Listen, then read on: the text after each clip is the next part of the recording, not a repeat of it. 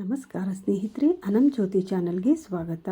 ಸ್ನೇಹಿತರೆ, ಈ ಮಾರ್ಗಶಿರ ಮಾಸದಲ್ಲಿ ಮಾಡುವಂಥ 4 ಗುರುವಾರಗಳ ಮಹಾಲಕ್ಷ್ಮಿ ವ್ರತವನ್ನು ಅತ್ಯಂತ ಸರಳವಾಗಿ ಕಳಸವನ್ನು ಇಟ್ಟು ಮಾಡೋದು, ಅದೇ ರೀತಿ ಕಳಸವನ್ನು ಇಡದೆ ಪದ್ಧತಿ ಇದ್ದವರು ಇಲ್ಲದವರು ಎಲ್ಲರೂ ಕೂಡ ಯಾವ ರೀತಿ ಸರಳವಾಗಿ ಮಾಡ್ಬೋದು ಅಂತ ತಿಳಿಸ್ಕೊಡ್ತಾ ಇದ್ದೀನಿ.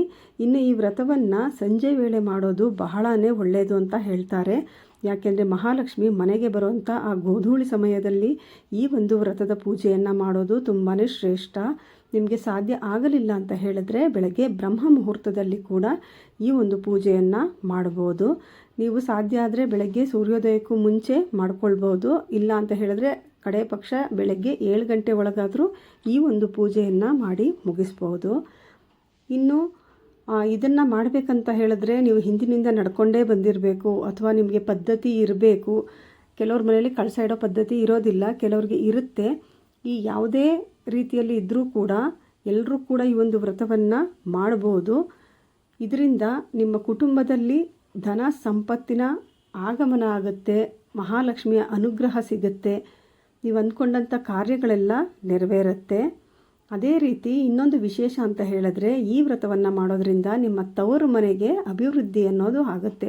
ನಿಮ್ಮ ತವರು ಮನೆ ಕಷ್ಟಗಳನ್ನು ನೀವು ಹೇಳಿಕೊಂಡು ಇದನ್ನು ಮಾಡೋದ್ರಿಂದ ಅವರ ಮನೆಯ ಕಷ್ಟಗಳೆಲ್ಲ ಕೂಡ ಕಡಿಮೆಯಾಗಿ ಅವರ ಮನೆಯಲ್ಲಿ ಒಂದು ಅಭಿವೃದ್ಧಿ ಅನ್ನೋದು ಉಂಟಾಗುತ್ತೆ.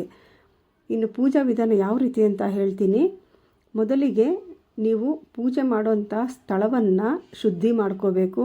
ಇನ್ನೊಂದು ಮುಖ್ಯವಾದ ವಿಷಯ ಏನಂತ ಹೇಳಿದ್ರೆ ಈ ಪೂಜೆಯನ್ನು ಮಾಡಬೇಕಾದ್ರೆ ಮನೆಯನ್ನು ಮೊದಲೇ ಶುದ್ಧಿ ಮಾಡಿ ಇಟ್ಕೋಬೇಕಾಗತ್ತೆ. ಇಲ್ಲಿ ಸ್ವಚ್ಛತೆ ಅನ್ನೋದು ಬಹಳನೇ ಮುಖ್ಯ ಆಗುತ್ತೆ. ನೀವು ಹಿಂದಿನ ದಿನನೇ ಅಂದರೆ ಬುಧವಾರನೇ ಮನೆಯನ್ನೆಲ್ಲ ಸ್ವಚ್ಛ ಮಾಡಿ ಇಟ್ಕೊಂಡ್ರೆ ನೀವು ಗುರುವಾರ ಪೂಜೆ ಮಾಡೋದಕ್ಕೆ ತುಂಬ ಅನುಕೂಲ ಆಗುತ್ತೆ. ನೀವು ಪೂಜೆ ಬೆಳಗ್ಗೆ ಅಥವಾ ಸಂಜೆ ಯಾವ ಸಮಯದಲ್ಲಿ ಮಾಡ್ತೀರೋ ಅದನ್ನು ನೀವು ಪ್ರತಿ ವಾರ ಕೂಡ ಅದೇ ಸಮಯದಲ್ಲೇ ನೀವು ಮಾಡಬೇಕಾಗತ್ತೆ. ಇವತ್ತು ನೀವು ಬೆಳಗ್ಗೆ ಮಾಡಿದ್ರಿ ಅಂದರೆ ಮುಂದಿನ ವಾರ ಕೂಡ ಬೆಳಗ್ಗೆನೇ ಮಾಡಬೇಕಾಗತ್ತೆ. ಆದ್ದರಿಂದ ನೀವು ಮೊದಲನೇ ದಿವಸ ಪೂಜೆ ಮಾಡುವಾಗಲೇ ಸಂಕಲ್ಪವನ್ನು ಮಾಡ್ಕೋಬೇಕಾಗತ್ತೆ. ನಾನು ಈ ಪ್ರತಿ ಗುರುವಾರ ಕೂಡ ಬೆಳಗಿನ ಸಮಯದಲ್ಲೇ ಈ ಒಂದು ಪೂಜೆಯನ್ನು ಮಾಡ್ತೀನಿ, ನನ್ನ ಶಕ್ತಿ ಅನುಸಾರವಾಗಿ ಪೂಜೆಯನ್ನು ಮಾಡ್ತೀನಿ ಅಂತ ಮೊದಲನೇ ದಿನವೇ ನೀವು ಸಂಕಲ್ಪವನ್ನು ಮಾಡಿಕೊಂಡು ಮಾಡಬೇಕಾಗತ್ತೆ. ಇನ್ನು ಪೂಜಾ ಸ್ಥಳವನ್ನು ಶುದ್ಧಿ ಮಾಡಿಕೊಂಡು ಆ ಸ್ಥಳದಲ್ಲಿ ಅಷ್ಟದಳ ಪದ್ಮದ ಒಂದು ರಂಗೋಲಿಯನ್ನು ಹಾಕೋಬೇಕಾಗತ್ತೆ. ಒಂದು ಪೀಠವನ್ನು ಇಟ್ಟು ಅದರ ಮೇಲೆ ಕೂಡ ಒಂದು ಅಷ್ಟದಳ ರಂಗೋಲಿ ಅಥವಾ ಲಕ್ಷ್ಮಿಗೆ ಸಂಬಂಧಪಟ್ಟ ಯಾವುದೇ ಒಂದು ರಂಗೋಲಿಯನ್ನು ಹಾಕ್ಕೊಂಡು ಅದಕ್ಕೆ ಅರಿಶಿನ ಕುಂಕುಮವನ್ನು ಹಾಕಿ ಅದರ ಮೇಲೆ ಒಂದು ತಟ್ಟೆಯನ್ನು ಇಟ್ಟುಬಿಟ್ಟು 3 ಹಿಡಿ ಅಥವಾ 5 ಹಿಡಿ ಅಕ್ಕಿಯನ್ನು ಹಾಕಿಬಿಟ್ಟು ಒಂದು ಕಳಸದ ಚೊಂಬಿನಲ್ಲಿ ನೀರನ್ನು ತುಂಬಿ ಅದರಲ್ಲಿ ಅರಿಶಿನ ಕುಂಕುಮ ಅಕ್ಷತೆ ಹಾಗೆ 1 ರೂಪಾಯಿ ಅಥವಾ 5 ರೂಪಾಯಿದು ನಾಣ್ಯವನ್ನು ಹಾಕಿ ಒಂದು ಹೂವನ್ನು ಹಿಡಿದುಕೊಂಡು ಸಂಕಲ್ಪವನ್ನು ಮಾಡ್ಕೋಬೇಕಾಗತ್ತೆ. ನಾನು ಈ ಮೊದಲನೇ ಗುರುವಾರ ಈ ಒಂದು ಮಹಾಲಕ್ಷ್ಮಿ ವ್ರತವನ್ನು ಪ್ರಾರಂಭ ಮಾಡ್ತಾ ಇದ್ದೀನಿ. 4 ಗುರುವಾರಗಳು ಕೂಡ ಯಥಾಶಕ್ತಿ ನಾನು ಇದೇ ಸಮಯದಲ್ಲಿ ಪೂಜೆಯನ್ನು ಮಾಡ್ತೀನಿ ಅಂತ ಹೇಳಿಬಿಟ್ಟು ನಿಮ್ಮ ಕೋರಿಕೆಗಳೆಲ್ಲ ಏನಿದೆಯೋ ಎಲ್ಲವನ್ನು ಕೂಡ ಆ ಸಮಯದಲ್ಲಿ ಕೇಳಿಕೊಂಡು ಆ ನಂತರ ನೀವು ಹೂವನ್ನು ಆ ಕಳಸದ ಒಳಗೆ ಹಾಕಬೇಕಾಗತ್ತೆ. ಆ ನಂತರ ನೀವು ಹಣ್ಣಿನ ಎಲೆಗಳನ್ನು ಕಳಸದಲ್ಲಿಡೋದು ತುಂಬಾ ಶ್ರೇಷ್ಠ. ಅಂದರೆ ಮಾವಿನ ಹಣ್ಣಿನ ಎಲೆ ಅಥವಾ ಸೀಬೆ ಗಿಡದ ಎಲೆ ಅಥವಾ ಸೀತಾಫಲದ ಹಣ್ಣು ಯಾವುದೇ ಎಲೆಗಳನ್ನು ನೀವು ಇದರಲ್ಲಿ ಇಟ್ಕೊಳ್ಬೋದು. ಅಥವಾ ಸಿಗಲಿಲ್ಲ ಅಂತ ಹೇಳಿದ್ರೆ ವೀಳ್ಯದೆಲೆ 5 ವೀಳ್ಯದೆಲೆ, ಇನ್ನು ಯಾವುದೇ ಇಡ್ತೀರಾ ಅಂದರೆ 5 ಎಲೆಗಳನ್ನು ಇಟ್ಕೊಂಡು ಅದರಲ್ಲಿ ತೆಂಗಿನಕಾಯಿಗೆ ಅರಿಶಿನ ಕುಂಕುಮ ಎಲ್ಲವನ್ನು ಹಚ್ಚಿಬಿಟ್ಟು ಆ ತೆಂಗಿನಕಾಯನ್ನು ಅದರೊಳಗಡೆ ಇಟ್ಕೋಬೇಕು. ಇನ್ನು ತೆಂಗಿನಕಾಯಿಗೆ ಪೂರ್ತಿಯಾಗಿ ಆ ಜುಟ್ಟು ಏನಿದೆ ಅದು ಪೂರ್ತಿಯಾಗಿ ಇರಬೇಕು, ಆ ಕಣ್ಣು ಏನಿದೆ ಅದು ಕಾಣಬಾರ್ದು. ಅಂಥ ಒಂದು ತೆಂಗಿನಕಾಯನ್ನು ನೀವು ನೋಡಿ ತೆಗೆದುಕೊಂಡು ಬರಬೇಕಾಗತ್ತೆ.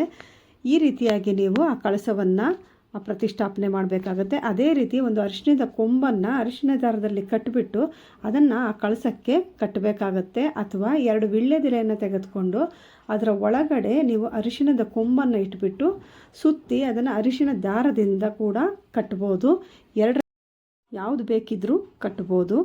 ಈ ರೀತಿಯಾಗಿ ಕಳಸವನ್ನು ರೆಡಿ ಮಾಡಿಕೊಂಡ ನಂತರ ಅದಕ್ಕೆ ನೀವು ಹಳದಿ ಸೇವಂತಿಗೆ ಹೂವು ಅಥವಾ ಮಲ್ಲಿಗೆ ಹೂವು ಅಥವಾ ಕೆಂಪು ಹೂಗಳಿಂದ ಅಲಂಕಾರವನ್ನು ಮಾಡ್ಕೋಬೇಕಾಗತ್ತೆ. ಅದೇ ರೀತಿ ನೀವು ಒಡವೆಯನ್ನು ಹಾಕ್ತೀನಿ ಅಂದರೆ ಒಡವೆಯನ್ನು ಕೂಡ ಹಾಕ್ಬೋದು. ಲಕ್ಷ್ಮಿ ಮುಖವಾಡ ಇತ್ತು ಅಂದರೆ ಅದನ್ನು ಕೂಡ ನೀವು ಹಾಕ್ಕೊಳ್ಬೋದು. ಈ ರೀತಿಯಾಗಿ ಇದನ್ನು ಕಳಸವನ್ನು ರೆಡಿ ಮಾಡ್ಕೋಬೇಕಾಗತ್ತೆ. ಆ ನಂತರ 2 ತುಪ್ಪದ ದೀಪಗಳನ್ನು ಹಚ್ಚಿಟ್ಕೊಳ್ಳೋದು ಬಹಳನೇ ಮುಖ್ಯ. ಇದಕ್ಕೆ ನೀವು ಕಡ್ಡಾಯವಾಗಿ 2 ತುಪ್ಪದ ದೀಪಗಳನ್ನು ಹಚ್ಚಿ 2 ಬದಿಗಳಲ್ಲಿ ಇಟ್ಕೋಬೇಕಾಗತ್ತೆ. ತುಪ್ಪದ ದೀಪವನ್ನು ಹಚ್ಕೊಂಡ ನಂತರ ನಿಮ್ಮ ಮನೆಯಲ್ಲಿ ಗಣಪತಿ ವಿಗ್ರಹ ಇತ್ತು ಅಂತ ಹೇಳಿದ್ರೆ ಅದನ್ನು ಕೂಡ ಇಟ್ಕೊಂಡು ಅದಕ್ಕೂ ಕೂಡ ನೀವು ಹೂವು, ಅರಿಶಿನ, ಕುಂಕುಮ, ಅಕ್ಷತೆಯನ್ನೆಲ್ಲ ಸಮರ್ಪಿಸಿ ಮೊದಲಿಗೆ ನೀವು ಗಣಪತಿ ಪೂಜೆಯನ್ನು ಮಾಡಿ ಸಂಕಲ್ಪವನ್ನು ಮಾಡ್ಕೋಬೇಕಾಗತ್ತೆ. ಆ ನಂತರ ನೀವು ಗಣಪತಿಯ ಯಾವುದಾದ್ರೂ ಸ್ತೋತ್ರವನ್ನು ಹೇಳಿಕೊಂಡು ಸಂಕಲ್ಪವನ್ನು ಮಾಡಿಕೊಂಡು ನಿಮ್ಮ ಕುಲದೇವರನ್ನು ಸ್ಮರಣೆ ಮಾಡಿಕೊಂಡು ಈ ಪೂಜೆಯನ್ನು ಪ್ರಾರಂಭ ಮಾಡಬೇಕಾಗತ್ತೆ. ನೀವು ತುಪ್ಪದ ದೀಪವನ್ನು ಹಚ್ಕೊಂಡು ಪೂಜೆನ ಪ್ರಾರಂಭ ಮಾಡೋದಕ್ಕಿಂತ ಮುಂಚೆ ನಿಮ್ಮ ಮನೆಯಲ್ಲಿ ಶಂಖ ಏನಾದರೂ ಇತ್ತು ಅಂತ ಹೇಳಿದ್ರೆ ಮೊದಲು ಶಂಖನಾದವನ್ನು ಮಾಡೋದು ತುಂಬಾ ಒಳ್ಳೆಯದು. ಯಾಕೆಂದರೆ ಮಹಾಲಕ್ಷ್ಮಿಗೆ ಶಂಖದ ನಾದ ಅಂತ ಹೇಳಿದ್ರೆ ಬಹಳನೇ ಇಷ್ಟ. ಆದ್ದರಿಂದ ನಿಮ್ಮ ಮನೆಯಲ್ಲಿ ಶಂಖ ಇತ್ತು ಅಂತ ಹೇಳಿದ್ರೆ ಶಂಖನಾದವನ್ನು ಮಾಡಿ ಆನಂತರ ನೀವು ಪೂಜೆಯನ್ನು ಮಾಡೋದು ತುಂಬಾ ಒಳ್ಳೆಯದು. ಈ ರೀತಿಯಾಗಿ ಮಾಡಿಕೊಂಡ ನಂತರ ನೀವು ಕುಂಕುಮ ಅಥವಾ ಮಲ್ಲಿಗೆ ಹೂಗಳಿಂದ ಅರ್ಚನೆಯನ್ನು ಮಾಡಬೇಕಾಗತ್ತೆ. ಮಹಾಲಕ್ಷ್ಮಿಯ ಒಂದು ಅಷ್ಟೋತ್ತರವನ್ನು ಹೇಳ್ತಾ ನೀವು ಕುಂಕುಮ ಅರ್ಚನೆ ಅಥವಾ ಮಲ್ಲಿಗೆ ಹೂಗಳಿಂದ ಅರ್ಚನೆಯನ್ನು ಮಾಡಿಕೊಂಡು ನೀವು ಪೂಜೆಯನ್ನು ಮಾಡಬೇಕಾಗತ್ತೆ. ಈ ಅಷ್ಟೋತ್ತರದ ಜೊತೆಗೆ ನೀವು ವಿಷ್ಣುವಿನ ಅಷ್ಟೋತ್ತರವನ್ನು ಕೂಡ ಹೇಳಲೇಬೇಕು. ಯಾಕೆ ಅಂದರೆ ಮಹಾಲಕ್ಷ್ಮಿ ಪೂಜೆಯಲ್ಲಿ ವಿಷ್ಣುವಿನ ಸ್ಮರಣೆ ಕೂಡ ಬಹಳನೇ ಮುಖ್ಯ. ಆದ್ದರಿಂದ ಲಕ್ಷ್ಮಿ ಅಷ್ಟೋತ್ತರದ ಜೊತೆಗೆ ನೀವು ವಿಷ್ಣುವಿನ ಅಷ್ಟೋತ್ತರವನ್ನು ಹೇಳಿಕೊಂಡ್ರೆ ತುಂಬಾ ಒಳ್ಳೆಯದು. ಇದರ ಜೊತೆಯಲ್ಲಿ ಮಹಾಲಕ್ಷ್ಮಿಯ ಯಾವುದೇ ನಿಮಗೆ ಮಂತ್ರಗಳು ಯಾವುದೆಲ್ಲ ಗೊತ್ತಿದೆಯೋ, ಅಷ್ಟಕ ಆಗಿರ್ಬೋದು, ಅಷ್ಟಲಕ್ಷ್ಮಿ ಸ್ತೋತ್ರ ಆಗಿರ್ಬೋದು, ನಿಮಗೆ ಯಾವುದೆಲ್ಲ ಗೊತ್ತಿದೆಯೋ ಎಲ್ಲವನ್ನು ಕೂಡ ಹೇಳ್ಕೊಂಡು ನೀವು ಅರ್ಚನೆಯನ್ನು ಮಾಡಿ ಆನಂತರ ಮಂತ್ರಗಳನ್ನು ಹೇಳ್ಕೊಳ್ಬೋದು. ಈ ರೀತಿಯಾಗಿ ಮಾಡಿಕೊಂಡ ನಂತರ ನೀವು ಧೂಪ ದೀಪವನ್ನೆಲ್ಲ ತೋರಿಸಿ ನೈವೇದ್ಯವನ್ನು ಮಾಡಬೇಕಾಗತ್ತೆ. ನೈವೇದ್ಯಕ್ಕೆ ನೀವು ಸಿಹಿ ಪದಾರ್ಥ ಅಂದರೆ ಸಕ್ಕರೆ ಪೊಂಗಲ್ ಆಗಿರ್ಬೋದು, ಬೆಲ್ಲದ ಪೊಂಗಲ್ ಆಗಿರ್ಬೋದು ಅಥವಾ ಸಜ್ಜಿಗೆ ಆಗಿರ್ಬೋದು, ಯಾವುದಾದ್ರೂ ಕೂಡ ನೀವು ಇಟ್ಕೋಬೋದು.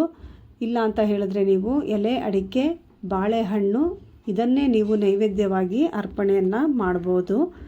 ನಿಮ್ಮ ಶಕ್ತಿಯಾನುಸಾರವಾಗಿ ನೀವು ಪೂಜೆಗೆ ಹಣ್ಣುಗಳನ್ನು ಇಟ್ಕೊಳ್ಬೋದು. ನಮಗೆ ಆಗೋದಿಲ್ಲ ಅಂತ ಹೇಳಿದ್ರೆ 2 ವೀಳ್ಯದೆಲೆ, 2 ಬಾಳೆಹಣ್ಣು, ಸ್ವಲ್ಪ ಅಡಿಕೆಯನ್ನು ಕೂಡ ನೀವು ಇಟ್ಕೊಳ್ಬೋದು. ಈ ರೀತಿ ನೀವು ಧೂಪ ದೀಪ ನೈವೇದ್ಯವನ್ನೆಲ್ಲ ತೋರಿಸಿದ ನಂತರ ನೀವು 2 ಜೋಡಿ ದೀಪಗಳು ಅಂದರೆ ತುಪ್ಪದ ದೀಪದಿಂದ ದೀಪವನ್ನು ಬೆಳಗಬೇಕಾಗತ್ತೆ. ನೀವು ಬೆಟ್ಟದ ನೆಲ್ಲಿಕಾಯಿ ದೀಪವನ್ನು ಬೆಳಗಿದ್ರೂ ಕೂಡ ತುಂಬಾ ಒಳ್ಳೆಯದು. ಇಲ್ಲ ಅಂತ ಹೇಳಿದ್ರೆ 2 ಪುಟ್ಟ ಪುಟ್ಟ ದೀಪಗಳಿರುತ್ತಲ್ಲ ಅದರಲ್ಲಿ ತುಪ್ಪದ ಬತ್ತಿಯನ್ನು ಹಾಕಿ ಆ ಜೋಡಿ ದೀಪದಿಂದ ಕೂಡ ನೀವು ಆರತಿಯನ್ನು ಮಾಡೋದು ಬಹಳನೇ ಒಳ್ಳೆಯದು. ಇದಾದ ನಂತರ ನೀವು ಮಹಾಮಂಗಳಾರತಿ ಎಲ್ಲವನ್ನು ಮಾಡಿ ಕೊನೆಯಲ್ಲಿ ನೀವು ಈ ಗುರುವಾರದ ಲಕ್ಷ್ಮೀ ವ್ರತದ ಕಥೆಯ ಪುಸ್ತಕ ಸಿಗುತ್ತೆ.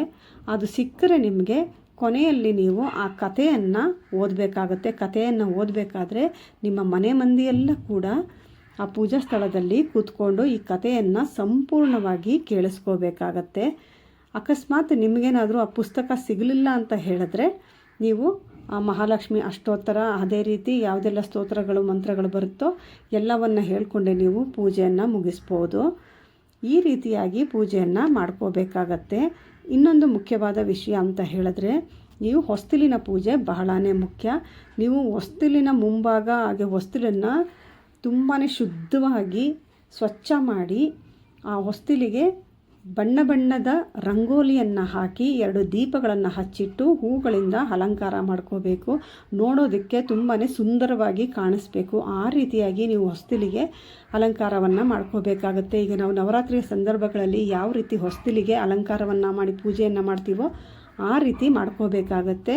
ಆಗ ಮಹಾಲಕ್ಷ್ಮಿ ಮನೆ ಒಳಗಡೆ ಪ್ರವೇಶ ಮಾಡುವಾಗ ಅದನ್ನು ನೋಡಿ ಬಹಳನೇ ಸಂತೋಷಗೊಂಡು ನಿಮ್ಮ ಮನೆಗೆ ಪ್ರವೇಶವನ್ನು ಮಾಡ್ತಾಳೆ. ಈ ರೀತಿಯಾಗಿ ನೀವು ಹೊಸ್ತಿಲಿಗೆ ಒಂದು ಅಲಂಕಾರವನ್ನು ಮಾಡಿ ಪೂಜೆಯನ್ನು ಮಾಡಬೇಕಾಗತ್ತೆ. ಇನ್ನು ಕಳಸ ವಿಸರ್ಜನೆ ಅಂತ ಬಂದಾಗ ನೀವು ಗುರುವಾರ ಪೂಜೆ ಎಲ್ಲ ಮುಗಿದ ನಂತರ ರಾತ್ರಿ ಮಲಗೋದಕ್ಕಿಂತ ಮುಂಚೆ ಕೆಂಪಾರತಿಯನ್ನು ಮಾಡಿಬಿಟ್ಟು ಮತ್ತೊಮ್ಮೆ ಕಡ್ಡಿಯನ್ನು ಬೆಳಗ್ಬಿಟ್ಟು ಕಳಸವನ್ನು ಕದಲಿಸಬೇಕಾಗತ್ತೆ. ಆ ದಿವಸ ನೀವು ಮಾಡಿಲ್ಲ ಅಂತ ಹೇಳಿದ್ರೆ ಮರುದಿನ ಅಂದರೆ ಶುಕ್ರವಾರ ರಾತ್ರಿ ನೀವು ಕಳಸವನ್ನು ಕದಲಿಸಿ ಶನಿವಾರ ಬೆಳಗ್ಗೆ ನೀವು ವಿಸರ್ಜನೆಯನ್ನು ಮಾಡಬೇಕಾಗತ್ತೆ. ಆ ಕಳಸದ ನೀರನ್ನು ಅದಕ್ಕೆ ಬಳಸಿದಂಥ ಹೂವು ಎಲೆಗಳು ಎಲ್ಲವನ್ನು ಕೂಡ ತೆಗೆದುಕೊಂಡು ಹೋಗಿ ನೀವು ಯಾವುದಾದ್ರೂ ಆ ಗಿಡಕ್ಕೆ ಹಾಕಬೇಕಾಗತ್ತೆ. ಗಿಡ ಅಥವಾ ಮರದಲ್ಲಿ ಹಾಕಿಬಿಟ್ಟು ಬರಬೇಕು. ಯಾರು ತುಳಿದೇ ಇರೋಂಥ ಜಾಗದಲ್ಲೇ ಅದನ್ನು ಹಾಕಬೇಕು. ಎಲ್ಲಿ ಅಂದರೆ ಅಲ್ಲಿ ಅದನ್ನು ಹಾಕೋದಕ್ಕೆ ಹೋಗಬೇಡಿ. ಈ ರೀತಿಯಾಗಿ ನೀವು ವಿಸರ್ಜನೆಯನ್ನು ಮಾಡ್ಕೋಬೇಕಾಗತ್ತೆ. ಇನ್ನು ಈ ವ್ರತವನ್ನು ಮಾಡಬೇಕಾದ್ರೆ ಕೆಲವು ನಿಯಮಗಳನ್ನು ಪಾಲನೆ ಮಾಡಬೇಕಾಗತ್ತೆ. ಏನಂತ ಹೇಳಿದ್ರೆ, ನೀವು ಈ 4 ಗುರುವಾರಗಳು ಕೂಡ ಮಾಂಸಾಹಾರವನ್ನು ಸೇವನೆ ಮಾಡೋ ಹಾಗಿಲ್ಲ. ತುಂಬ ಕಠಿಣವಾಗಿ ಮಾಡೋವಂಥವ್ರು ಇಡೀ ಮಾಸದಲ್ಲಿ ಮಾಂಸಾಹಾರ ಸೇವನೆಯನ್ನು ಮಾಡದೆ ಸಾತ್ವಿಕ ಆಹಾರವನ್ನು ಸೇವನೆ ಮಾಡಿಕೊಂಡು ಮಾಡ್ತಾರೆ. ಆದರೆ ಈಗ ಕಾರ್ತಿಕ ಮಾಸದಲ್ಲೇ ಬಹಳಷ್ಟು ಜನ ಆ ಮಾಂಸಾಹಾರವನ್ನು ಸೇವನೆ ಮಾಡೋದಿಲ್ಲ.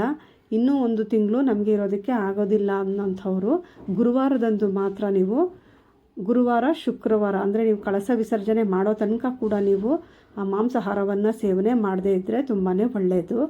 ಇನ್ನು ನೀವು ಸಂಜೆ ವೇಳೆ ಪೂಜೆಯನ್ನು ಮಾಡೋವಂಥವ್ರು ಬೆಳಗಿನಿಂದ ಉಪವಾಸ ಇದ್ದು ಪೂಜೆಯನ್ನು ಮಾಡಬೇಕಾಗತ್ತೆ. ನಿಮಗೆ ಅನಾರೋಗ್ಯ ಸಮಸ್ಯೆಗಳಿತ್ತು ಅಂತ ಹೇಳಿದ್ರೆ ಉಪವಾಸ ಮಾಡೋದು ಬೇಡ. ಇನ್ನು ಕೆಲವರು ನಮಗೆ ಉಪವಾಸ ಇದ್ದು ಮಾಡೋದಕ್ಕೆ ಆಗೋದಿಲ್ಲ ಅಂತ ಹೇಳಿದ್ರೆ ನೀವು ಸಾತ್ವಿಕ ಆಹಾರವನ್ನು ಸೇವನೆ ಮಾಡಿಕೊಂಡು ಯಥಾಶಕ್ತಿ ನೀವು ಪೂಜೆಯನ್ನು ಮಾಡ್ಕೊಳ್ಬೋದಾಗತ್ತೆ. ಇನ್ನು ಕಳಸ ಇಟ್ಟು ಮಾಡೋಂಥವರು ಪ್ರತಿ ವಾರ ಕೂಡ ಹೊಸ ತೆಂಗಿನಕಾಯನ್ನೇ ಕಳಸಕ್ಕೆ ಬಳಸಬೇಕಾಗತ್ತೆ. ಒಂದು ಸಾರಿ ಬಳಸಿರೋ ತೆಂಗಿನಕಾಯನ್ನು ನೀವು ಮತ್ತೆ ಮರುಬಳಕೆ ಮಾಡೋ ಹಾಗಿಲ್ಲ. ನೀವು ಮೊದಲನೇ ವಾರ ಬಳಸಿದಂಥ ಆ ತಟ್ಟೆಯಲ್ಲಿಟ್ಟಿರೋಂಥ ಅಕ್ಕಿ ಹಾಗೆ ತೆಂಗಿನಕಾಯಿಯಿಂದ ನೀವು ಮನೆಯಲ್ಲಿ ಏನಾದರೂ ಸಿಹಿ ಪದಾರ್ಥವನ್ನು ಮಾಡಿಕೊಂಡು ಮನೆ ಮಂದಿ ಎಲ್ಲ ಸೇವನೆ ಮಾಡ್ಬೋದು. ಮುಂದಿನ ವಾರ ನೀವು ಮತ್ತೆ ಹೊಸದಾಗಿ ಅಕ್ಕಿಯನ್ನು ಹಾಕಿಬಿಟ್ಟು ಮತ್ತು ಹೊಸ ತೆಂಗಿನಕಾಯನ್ನು ಇಟ್ಟೆ ನೀವು ಪೂಜೆಯನ್ನು ಮಾಡಬೇಕಾಗತ್ತೆ. ಇದ್ರ ಜೊತೆಗೆ ನೀವು 7 ಎಳೆಯ ಅರಿಶಿಣದ ದಾರಕ್ಕೆ ಒಂದು ಸೇವಂತಿ ಹೂವನ್ನು ಕಟ್ಟಿಬಿಟ್ಟು ಅದನ್ನು ಪೂಜೆ ಸಮಯದಲ್ಲಿ ದೇವ್ರ ಮುಂದೆ ಇಟ್ಬಿಟ್ಟು ಪೂಜೆ ಮುಗಿದ ನಂತರ ನೀವು ಕೈಗೆ ಅದನ್ನು ಕಟ್ಕೋಬೇಕಾಗತ್ತೆ.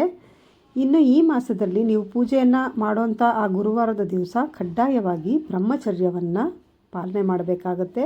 ಅದೇ ರೀತಿ ಈ ವ್ರತ ಮುಗಿಯೋ ತನಕ ಕೂಡ ನೀವು ಮನೆಯಲ್ಲಿ ಅತಿಯಾಗಿ ಕೋಪಗೊಳ್ಳೋದು, ಜಗಳ ಆಡೋವಂಥದ್ದು, ಕೆಟ್ಟ ಪದಗಳನ್ನು ಬಳಸೋದು, ಮನೆಯಲ್ಲಿ ಮಕ್ಕಳನ್ನು ಹೊಡೆಯೋದು, ಬಡಿಯೋದು, ದ್ವೇಷ ಮಾಡೋವಂಥದ್ದು ಈ ರೀತಿಯೆಲ್ಲ ಮಾಡಬಾರ್ದು.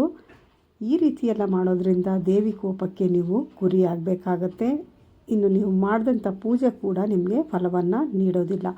ಆದ್ದರಿಂದ ನೀವು ಭಕ್ತಿಯಿಂದ ಹಾಗೆ ನಿರ್ಮಲವಾದ ಶಾಂತವಾದ ಮನಸ್ಸಿನಿಂದ ನೀವು ಈ ಒಂದು ವ್ರತವನ್ನು ಮಾಡಬೇಕಾಗತ್ತೆ.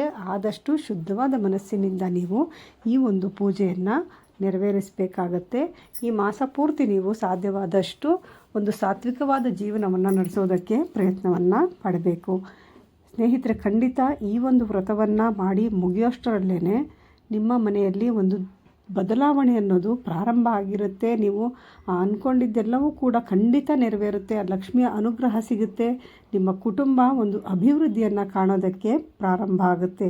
ನೀವು ಪ್ರತಿ ವರ್ಷ ಸಾಧ್ಯ ಆದರೆ ಈ ವ್ರತವನ್ನು ಮುಂದುವರಿಸ್ಕೊಂಡು ಹೋಗೋದ್ರಿಂದ ನಿಮ್ಮ ಮನೆ ವರ್ಷದಿಂದ ವರ್ಷಕ್ಕೆ ಬಹಳನೇ ಚೆನ್ನಾಗಿ ಅಭಿವೃದ್ಧಿ ಹೊಂದುತ್ತಾ ಹೋಗುತ್ತೆ. ನೀವು ಶುದ್ಧವಾದ ಮನಸ್ಸಿನಿಂದ ಭಕ್ತಿಯಿಂದ ಈ ಪೂಜೆ ಮಾಡಿದ್ದೇ ಆದಲ್ಲಿ ಲಕ್ಷ್ಮಿಯ ಅದೇ ರೀತಿ ವಿಷ್ಣುವಿನ ನೇರ ಅನುಗ್ರಹ ನಿಮಗೆ ಖಂಡಿತವಾಗ್ಲೂ ದೊರಕುತ್ತೆ. ಈ ರೀತಿಯಾಗಿ ಸರಳವಾಗಿ ನೀವು ಈ ಒಂದು ವ್ರತವನ್ನು ಮಾಡಿ ಮಹಾಲಕ್ಷ್ಮಿಯ ಅನುಗ್ರಹವನ್ನು ಪಡ್ಕೊಳ್ಳಿ ಅಂತ ಹೇಳ್ತಾ ಇವತ್ತಿನ ವಿಡಿಯೋವನ್ನು ಮುಗಿಸ್ತಾ ಇದ್ದೀನಿ. ಈ ವಿಡಿಯೋ ನಿಮಗೆ ಇಷ್ಟ ಆಗಿದ್ದರೆ ಲೈಕ್ ಮಾಡಿ, ನಿಮ್ಮ ಸ್ನೇಹಿತರಿಗೂ ಕೂಡ ಶೇರ್ ಮಾಡಿ. ಸಬ್ಸ್ಕ್ರೈಬ್ ಮಾಡದೆ ನೋಡ್ತಾ ಇದ್ದರೆ ಈಗಲೇ ಸಬ್ಸ್ಕ್ರೈಬ್ ಮಾಡಿ, ಪಕ್ಕದಲ್ಲಿರೋ ಬೆಲ್ ಐಕನ್ ಒತ್ತಿ. ನಿಮ್ಮ ಅನಿಸಿಕೆಗಳನ್ನು ಕಮೆಂಟ್ ಮಾಡಿ ತಿಳಿಸಿ. ಮತ್ತೊಂದು ಹೊಸ ವಿಡಿಯೋ ಜೊತೆ ಮತ್ತೆ ಭೇಟಿ ಮಾಡ್ತೀನಿ. ಅಲ್ಲಿವರೆಗೂ ನಮಸ್ಕಾರ. ಸರ್ವೇ ಜನ ಸುಖಿನೋ ಭವಂತು.